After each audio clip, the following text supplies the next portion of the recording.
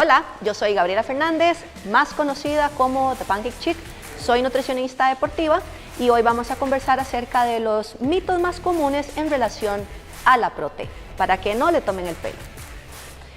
Los mitos que vamos a ver esta vez va a ser que si la prote engorda, que si ese tema de que la proteína tiene que ser limpia, ¿verdad? En términos de suplementos, las proteínas que tienen que ser grass-fed o a base de orgánicas, que no tienen que tener hormonas, que cuáles son las proteínas que no tienen hormonas, porque si no, entonces es todo mal.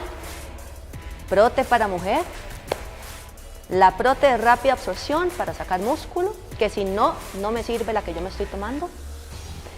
El tema de que no se puede cocinar con la proteína, porque si no, entonces no sirve y ya, pues boté la plata. Y el famoso porcentaje de proteína cuando uno va a comprar un suplemento. Esos son los más comunes. Entonces comencemos. Este primer mito va a ir en relación a cualquier tipo de proteína, independientemente si es suplemento o si estamos hablando de pollo, o si estamos hablando de atún, o si estamos hablando de leche, de carne, de huevo. ¿Ok? Lo que me interesa, ustedes están viendo esto y uno dice, híjole, ¿y esto qué? ¿Cómo se come?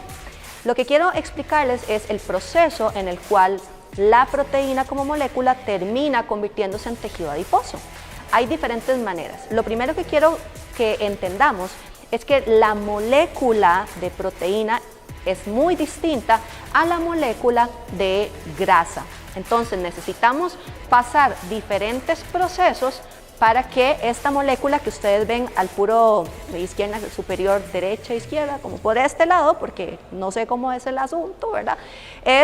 Tienen un NH2, eso es un grupo de nitrógeno, un grupo de hidrógeno abajo, un COOH, que es el carboxilo, y el R, que eso es lo que le da el nombre y la estructura del aminoácido. Eso es lo que me interesa. Y tenemos que pasar esa estructura que parece una cruz a una estructura que es básicamente una especie de cadena, que son cadenas de carbonos, que esa es la estructura de los triglicéridos. Entonces, en la primera manera es que se convierte, algunos aminoácidos pueden pasar a ser glucosa, de glucosa a piruvato, acetil-CoA, ácido graso, triglicéridos y los gorditos. Estamos hablando de 1, 2, 3, 4, 5 pasos para que se llegue y se acumulan en la llanta. La otra manera es que hay otros aminoácidos que en lugar de convertirse en glucosa, pueden convertirse directamente a acetil-CoA. Eso es otra molécula, es un intermediario metabólico que aquí no viene al caso. De acetil-CoA pasan ácidos grasos a triglicéridos, y triglicéridos, si comimos más, gorditos. ¿Ok? Entonces estamos hablando de 1, 2, 3 pasos antes de convertirse en tejido adiposo. Teníamos 5 en uno, si no me equivoco, 3, y el último es que tenemos aminoácidos que se convierten en otros compuestos que son oxalacetato, succinil-CoA y alfa-cetoglutarato. Eso se convierte en piruvato, acetil-CoA, ácidos grasos, triglicéridos, tejidos gorditos. Estamos hablando de 1, 2, 3, 4, 5, 6. ¿Y por qué les cuento todo esto? No me interesa que se aprendan los nombres extraños, sino que estamos viendo que de una molécula tiene que pasar de 4 a 6 pasos para poder convertirse en otra molécula. Entonces, cuando dicen que la proteína engorda, cuando uno come más proteína de la cuenta, que si engorda, lo que sucede es lo siguiente. Cuando hay un exceso de proteína, que la proteína se necesita para hacer síntesis proteica, lo que sobra se va a producción de energía. Esa transformación que vimos acá de el aminoácido, oxalacetato, acetil-CoA, alfa-cetoglutarato son intermediarios del ciclo de Krebs que sirve para producción de energía en caso de que haya un exceso. El acetil-CoA también es un intermediario metabólico y la glucosa pues no se diga porque por supuesto que sirve para producir energía. Entonces lo que queremos entender acá es que el exceso de proteína lo que va a hacer es que se va a convertir en energía.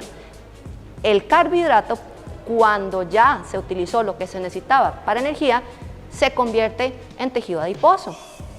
Estamos hablando de la parte de la dieta.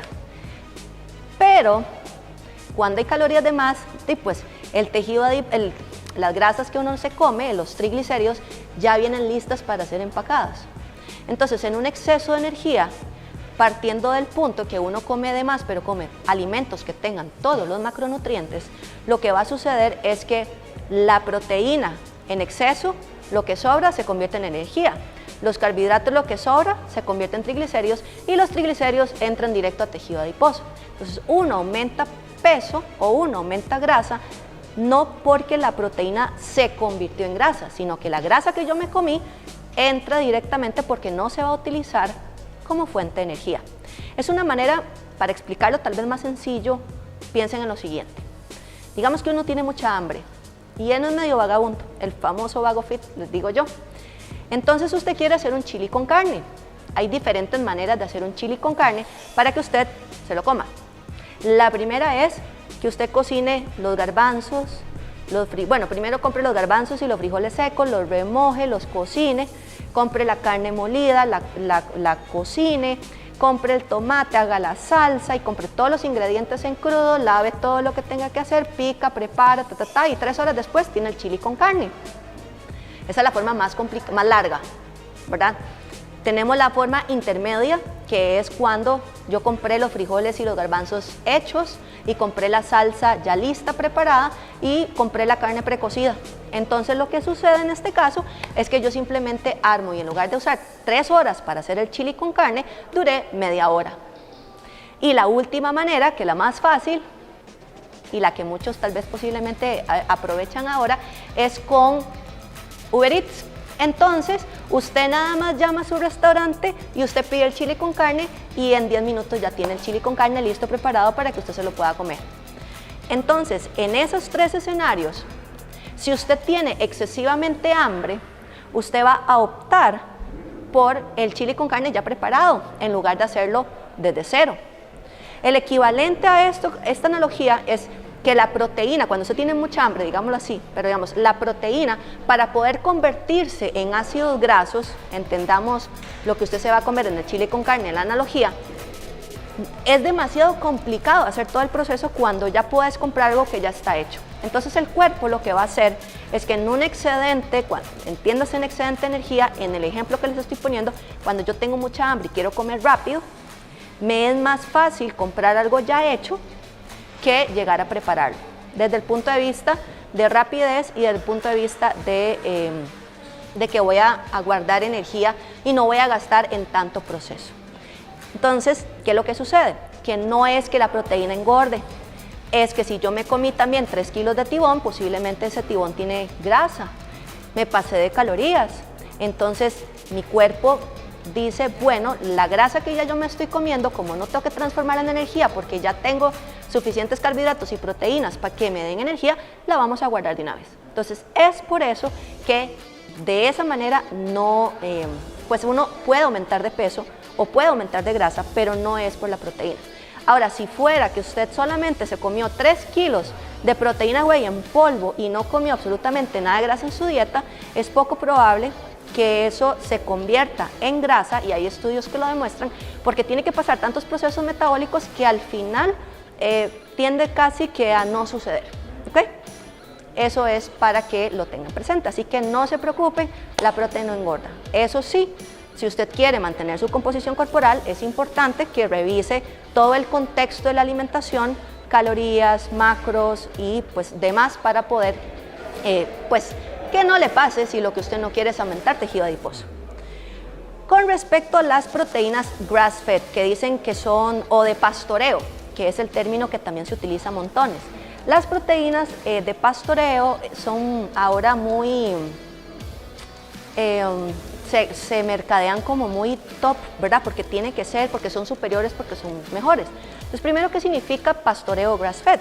Significa que los animales, las vacas que van a ser utilizadas para la extracción, para extraerle la leche y sacar todos los productos lácteos, pues se alimentan propiamente en su mayoría de pastos, son campos abiertos, es un sistema de crianza pues diferente y no depende en la alimentación de lo que son concentrados, ni granos, ni ese tipo de cosas que se le dan en algún tipo de ganado.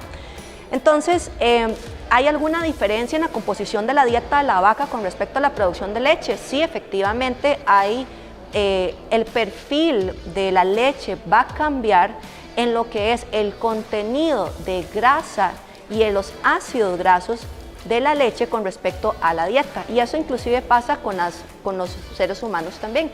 La dieta puede cambiar un poco el perfil del ácido graso que, pues, digamos que de la dieta. Entonces, ¿qué sucede?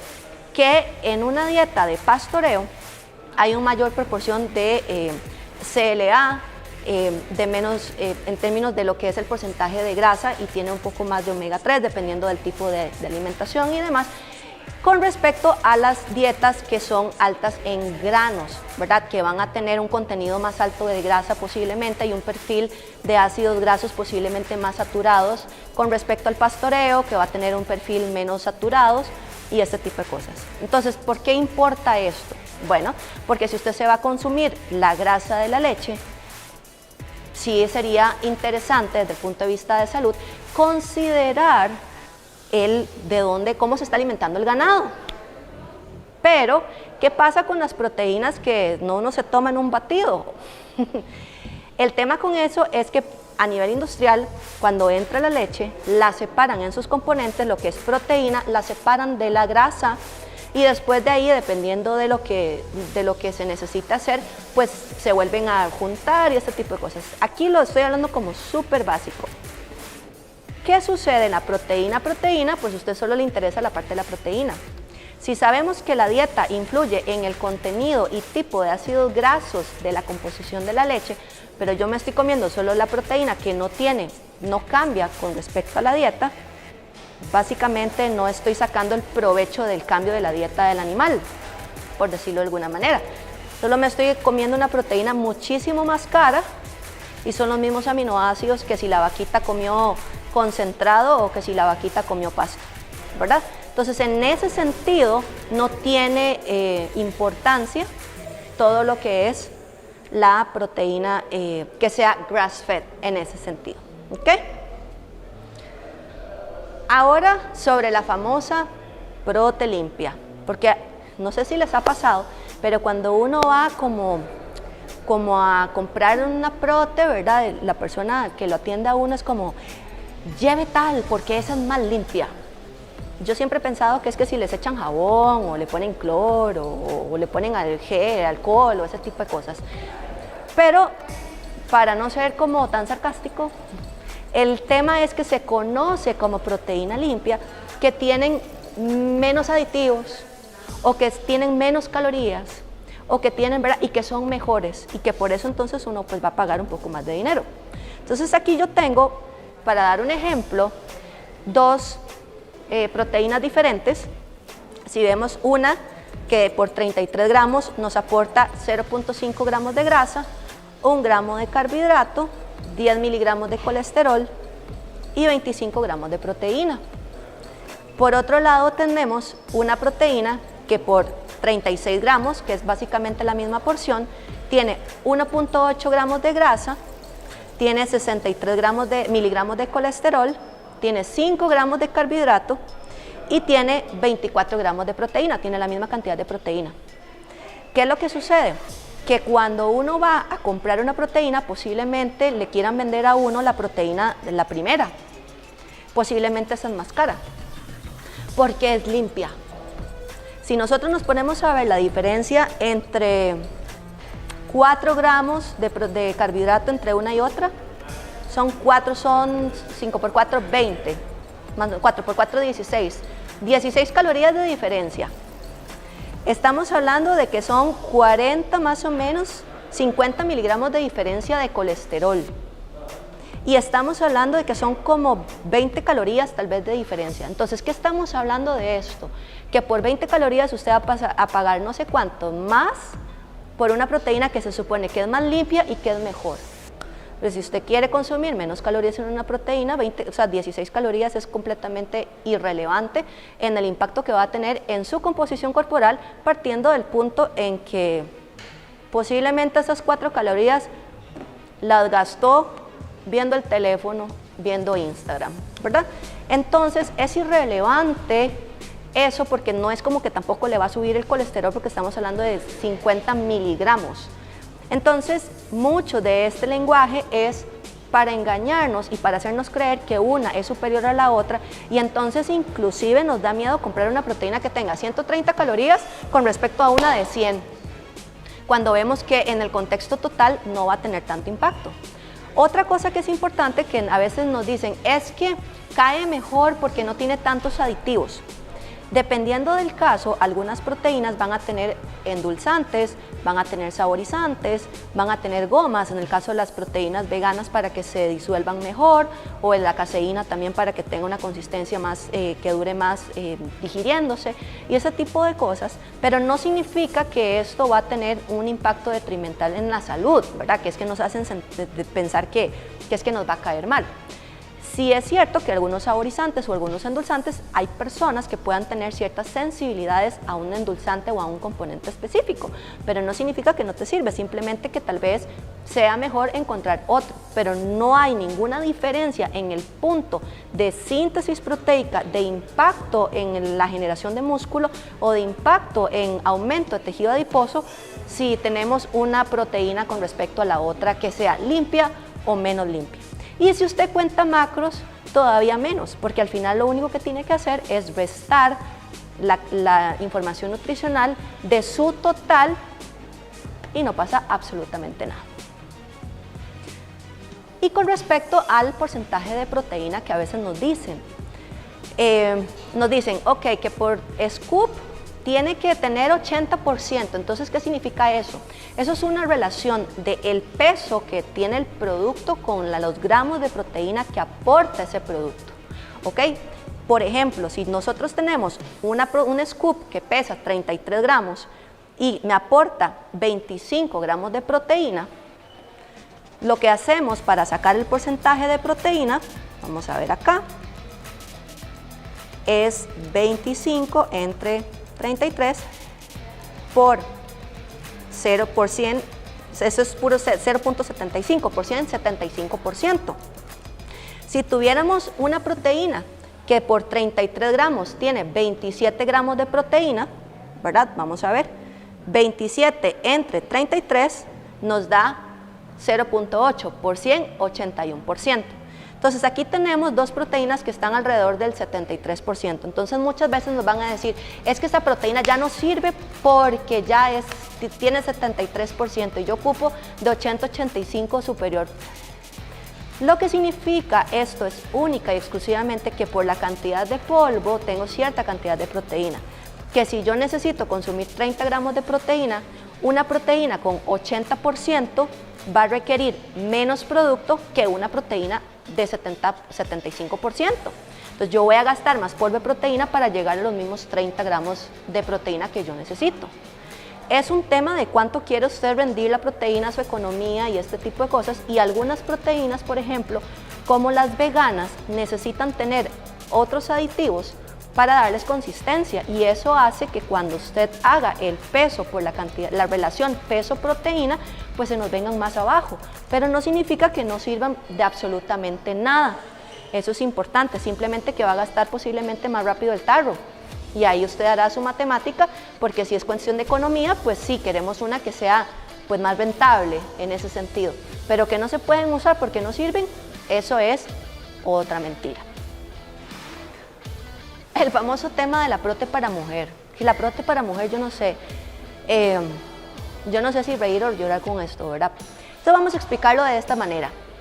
Lo tenemos acá, tenemos prote en polvo y tenemos pollo. Al final, esto me va a dar aminoácidos. Esos aminoácidos, no importa de dónde venga la fuente, son iguales, son los mismos. Entonces, yo no entiendo, digamos, si las células musculares de los varones y las mujeres es exactamente igual, yo no entiendo de dónde sacan de ahí algo que es específicamente para mujer cuando no existe, porque es la misma molécula que se necesita y es la misma molécula que me estoy consumiendo. Entonces, en realidad, eso es una manera de mercadeo para que usted pague más dinero. Eso es. Pero son los mismos aminoácidos porque vienen de diferente fuente. ¿Cómo lo vemos? Es como, por ejemplo, usted va a comprar, necesita hacer una pared en su casa y necesita comprar sacos de cemento. Usted puede comprar el saco de cemento en EPA o puede comprar el saco de cemento en la, no sé, en la ferretería del barrio Don Juanito. ¿Qué es la diferencia? Es el mismo saco de cemento. La diferencia es que yo lo compré en diferentes lugares. El alimento es como decir la ferretería donde yo estoy consumiendo, donde yo voy a conseguir el cemento, pero es el mismo cemento. El cemento, entiéndase, la proteína, los aminoácidos que conforman esa proteína. Entonces, al final lo que estoy buscando o lo que estoy haciendo es que lo estoy comprando en diferentes lugares, pero no significa que uno sea específicamente para mujer. Al final no existe. La misma molécula. Entonces, eso también es una falacia. Y ahora con el tema de lo que es las proteínas de absorción rápida. También dicen, es que esta es hidrolizada y entonces al ser hidrolizada aumenta la masa muscular más rápido y entonces se recupera mejor y entonces ya saca más músculo y ese tipo de cosas. Entonces vamos a ver esto como de una manera muy simple. El cuerpo tiene los mismos procesos siempre 24/7 activos, ¿ok? Y vamos a ver la síntesis proteica y el catabolismo muscular como una onda, así como lo vemos acá en las imágenes. En la primera imagen, si nosotros vemos las pancitas azules, tenemos una pancita azul y tenemos como una pancita hacia abajo amarilla y tenemos otra pancita azul. Las pancitas azules, lo que mide esa área bajo la curva es la cantidad de tiempo que el cuerpo está en síntesis proteica y las pancitas hacia abajo es lo que mide el tiempo y entiéndase el impacto del catabolismo muscular. Entonces, para hacerlo sencillo, de la línea recta, el punto en donde comienza a iniciar la pancita, ya sea para arriba o para abajo, son los diferentes factores que van a activar el mTOR, que es el compuesto a nivel celular que inicia la transcripción y la síntesis proteica. Por eso es que uno aumenta masa muscular. Estamos hablando nada más del músculo. Entonces, si usted consume cierta cantidad de proteínas, si usted hizo ejercicio, si tomó creatina, todo eso me va a iniciar el proceso de la pancita para arriba. Entonces, cuando las pancitas azules y amarillas tienen el mismo tamaño y son la misma cantidad, vamos a decir que estamos en neutro, es decir, no estamos ni ganando ni perdiendo músculo. Si nosotros lo vemos, por ejemplo, en el que está más hacia la izquierda, tenemos una pancita azul, una pancita para abajo, una pancita azul que apenas medio toca la rayita roja y otra pancita para abajo. ¿Qué quiere decir eso? Que posiblemente no consumí suficiente proteína o algo sucedió en el día. Entonces si nosotros contamos las pancitas, contamos una pancita arriba de azul y dos completas amarillas. Si entonces tenemos que la síntesis es lo de arriba y el catabolismo está abajo, tenemos 1 menos 2 menos 1. Es decir, en ese estado yo estoy perdiendo masa muscular, para verlo de esa manera muy simple. Si por otro lado yo estoy haciendo las cosas muy bien, estoy consumiendo suficiente cantidad de proteína y demás, vemos el último ejemplo que está acá abajo y vemos una pancita azul, no vemos una abajo y tenemos otra pancita azul arriba. Tenemos 2 menos 0, tenemos 2. Entonces al final, ¿qué está sucediendo? Que estamos en un balance de nitrógeno positivo, es decir, estamos construyendo músculo. ¿Y por qué es importante esto? Porque cuando uno, este periodo de síntesis proteica tiene que ver con la disponibilidad, digámoslo así, de aminoácidos durante un periodo prolongado. No necesariamente signifique que entre más rápido inicio yo el proceso, se va a quedar más tiempo, porque recuerden, o la idea de todo esto, de estos ejemplos, es que va a contar el tamaño de la panza tanto para arriba como para los lados. Entonces, si yo tengo una panza, digamos, para arriba, pero me cae para abajo, y tenemos una panza hacia abajo o de los huecos, digámoslo así, más grande, el área bajo la curva de la parte de abajo va a ser más grande que la parte de arriba. Eso es matemática. Entonces aquí no me sirve, por decirlo de alguna manera. Entonces, ¿cómo podemos entender este concepto un poquito más rápido o más fácil? Pensemos en una fábrica de zapatos. Usted tiene una fábrica de zapatos. Para que la fábrica produzca zapatos necesita una serie de materia prima. La materia prima es el cuero, clavos, todo lo que se necesita para hacer un zapato, los cordones, ¿verdad? Entonces, la velocidad a la que llega el material a la fábrica para que inicie el proceso de producción, eso vamos a llamarlo la velocidad en la que los aminoácidos van a entrar al torrente sanguíneo. Pero para que la fábrica necesita estar en producción durante el tiempo que se necesite para sacar los pedidos, va a depender no de qué tan rápido llegue la materia prima, sino de cuánta materia prima tengo yo para producir el lote de zapatos que necesito. Si yo necesito producir 100 zapatos, pero solo tengo la materia prima para 50, aunque yo llegue con la materia prima súper rápido, lo que va a determinar es el final que mi producción se va a quedar en 50 zapatos porque no tengo el material completo para sacar la producción. Cuando hablamos de proteínas de rápida o predigeridas o de hidrolizadas, estamos hablando de la velocidad a la que va a llegar el material a la fábrica, pero no va a determinar si al final vamos a estar en un estado negativo o positivo de aumento de masa muscular, porque va a derivar de qué tantos también aminoácidos vamos a tener a través del tiempo, va a depender también de otros factores como lo que es el sueño, lo que es el entrenamiento, lo que es la creatina, lo que es el consumo de proteína total, ¿ok?